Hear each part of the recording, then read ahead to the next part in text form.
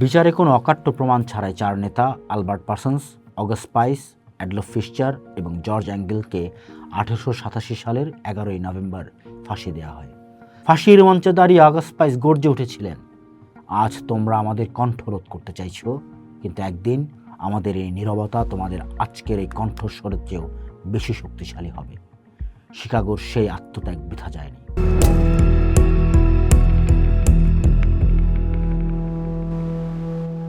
প্রিয়, ফুল খেলবার দিন নয় অদ্য, ধ্বংসের মুখোমুখি আমরা, চোখে আর স্বপ্নের নেই নীলমদ্য, কাঠফাটা রোদ সেকে চামড়া।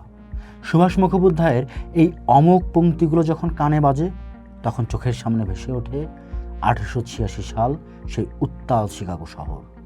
একসময় মে দিবস মানেই ছিল বসন্তের উৎসব, উত্তর গোলার্ধের মানুষের গান আর ফুলের মেলা। কিন্তু আজ থেকে 138 বছর আগে শ্রমজীবী মানুষের রক্তে সেই ফুলের রং বদলে হয়ে গিয়েছিল লাল। বসন্তের উষ্ণতা ছাপিয়ে সেদিন বেজে উঠেছিল অধিকার আদায়ের সাইরেন।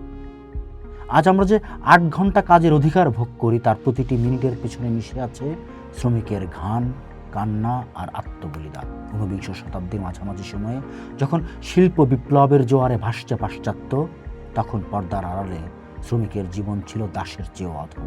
এক একজন শ্রমিককে দিনে 16 থেকে 18 ঘন্টা পর্যন্ত খাটানো হতো। কলকারখানা মালিকের কাছে শ্রমিকের জীবনের চেয়ে বড় ছিল কেবল মুনাফা। 1806 সাল থেকেই আমেরিকায় এই অমানসিক শোষণের বিরুদ্ধে ক্ষোভ পুঞ্জীভূত হতে থাকে। অবশেষে 1884 সাল আমেরিকান ফেডারেশন অফ লেবার এক ঐতিহাসিক ঘোষণা দেয়। 1886 সালের 1 মে থেকে শ্রমজীবী মানুষের কাজের সময় হবে দৈনিক মাত্র 8 ঘন্টা। 1 মে 1886 শিকাগো শহর এক অভূতপূর্ব স্তব্ধতায় ঢেকে গেল। কোনো চিমনির মুখ দিয়ে ধোঁয়া বেরোলো না, বন্ধ হয়ে গেল হাতুড়ির শব্দ। প্রায় 5 লক্ষ শ্রমিক রাস্তায় নেমে এলেন।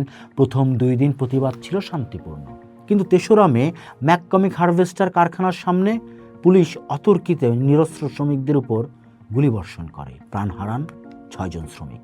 এই বর্বরতার প্রতিবাদে 4 মে শিকাগোর হেমার্কেট স্কয়ারে বিশাল সমাবেশের ডাক দেওয়া হয়। সেদিন রাত 10টা নাগাদ সবার কাজ যখন প্রায় শেষ, তখন ইতিহাসে সেই কুখ্যাত বোমাটি নিক্ষিপ্ত হয়। অজ্ঞাতনামা কোনো আততায়ীর সেই বোমার আঘাতে 7 জন পুলিশ মারা গেলে শুরু হয় পুলিশের নারকীয় তাণ্ডব। পুলিশের গুলিতে ঝাঁঝরা হয়ে যায় অসংখ্য শ্রমিকের দেহ। হেমার্কেটের রাজপথ ভিজে ওঠে শহীদের রক্তে। এই ঘটনার জেরে গ্রেপ্তার করা হয় 8 শ্রমিক নেতাকে। বিচারে কোনো অকাট্য প্রমাণ ছাড়াই 4 নেতা আলবার্ট পার্সন্স, অগাস্ট পাইস, অ্যাডলফ ফিশচার এবং জর্জ অ্যাঙ্গেলকে 1887 সালের 11ই নভেম্বর ফাঁসি দেওয়া হয়। ফাঁসির মঞ্চে দাঁড়িয়ে অগাস্ট পাইস গর্জে উঠেছিলেন, আজ তোমরা আমাদের কণ্ঠরোধ করতে চাইছো, কিন্তু একদিন আমাদের এই নীরবতা তোমাদের আজকের এই কণ্ঠস্বরের চেয়েও বেশি শক্তিশালী হবে। শিকাগোর সেই আত্মত্যাগ বৃথা যায়নি। 1889 সালের 14 জুলাই প্যারিসে অনুষ্ঠিত দ্বিতীয় আন্তর্জাতিক শ্রমিক সম্মেলনে প্রস্তাব গৃহীত হয়। 1890 সাল থেকে প্রতি বছর 1 মে আন্তর্জাতিক শ্রমিক দিবস হিসেবে পালিত হবে। ক্রমে এটি ছড়িয়ে পড়ে ব্রিটেন, ফ্রান্স, রাশিয়া, ভারত, চীন সব জায়গায়। ভারতে মে দিবসের সূচনা হয় 1923 সালে মাদ্রাজের সমুদ্র সৈকতে শ্রমিক নেতা সিঙ্গারা ভেলুচিটের হাত ধরে। আজ 138 বছর পরে এসেও মে দিবসের গুরুত্ব কমেনি। মে দিবস আজ কেবল কাজের ঘণ্টা কমানোর দিন নয়, বরং পুঁজিবাদী দাসের শৃঙ্খল থেকে মুক্তির সংকল্প গ্রহণের দিন। বর্তমানে সারা বিশ্বের অর্থনৈতিক প্রেক্ষাপট বদলাচ্ছে। মহামারী পরবর্তী সময়ে বা বর্তমান বিশ্বমন্দার মুখে দাঁড়িয়ে শ্রমজীবী মানুষ আজও বঞ্চিত, অন্নহীন এবং নিপীড়িত। কাজ হারিয়ে ফেরা শ্রমিক বা নিম্ন মজুরিতে খাটতে বাধ্য হওয়া মানুষগুলোর দিকে তাকালে বোঝা যায় সংগ্রামের পথ এখনো ফুরিয়ে যায়নি।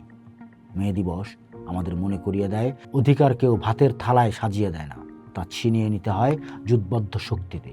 এই দিনটি শ্রমজীবী মেহনতি মানুষের এক হওয়ার দিন, সৌভ্রাতৃত্বের দিন। যদি শ্রমিকের হাতুড়ি আর কাস্তের গান থেমে যায়, তবে সভ্যতা থমকে দাঁড়াবে। অগাস্ট পাইসের সেই ভবিষ্যৎবাণী আজও প্রতিটি শ্রমিকের হৃদয়ে অমর হয়ে আছে। সেই নীরবতা আজও শোষকের ভিত কাঁপিয়ে দেওয়ার শক্তি রাখে। মে দিবস দীর্ঘজীবী হোক, দুনিয়ার মজদুর এক হও।